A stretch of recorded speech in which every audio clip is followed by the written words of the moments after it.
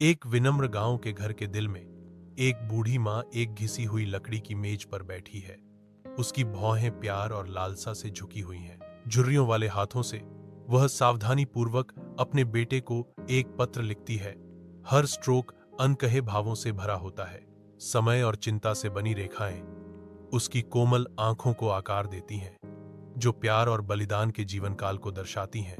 अभ्यस्त आसानी से उसके झुर्रीदार हाथ पत्र को मोड़ते हैं। उसके नाजुक मोड़ों के भीतर उसके हार्दिक संदेश को सील कर देते हैं। सूर्य की रोशनी खिड़की से आती है, हवा में नाचते धूल के कणों को रोशन करती है। समय के गुजरने का एक मौन प्रमाण। शहर के जीवंत अराजकता के बीच एक बेटा अपने व्यस्त जीवन को नेविगेट करता है। उसकी मां की यादें पृष्ठभूमि में फीकी पड़ रही हैं। एक डाकिया अपने घर के पास आता है, अनजान है कि अधूरा पता पत्र के भाग्य को सील कर देता है। यह पत्र भूले हुए रिश्तों का एक मौन दूत वापस आ गया है। इसकी यात्रा शुरू होने से पहले ही समाप्त हो गई। घर शांत खड़ा है, बिना प्राप्त संदेश के प्रति अनजान, जैसे जीवन अपनी निरंतर गति जारी रखता है। एक गांव का घर शोक मनाने वालों से भरा हुआ है।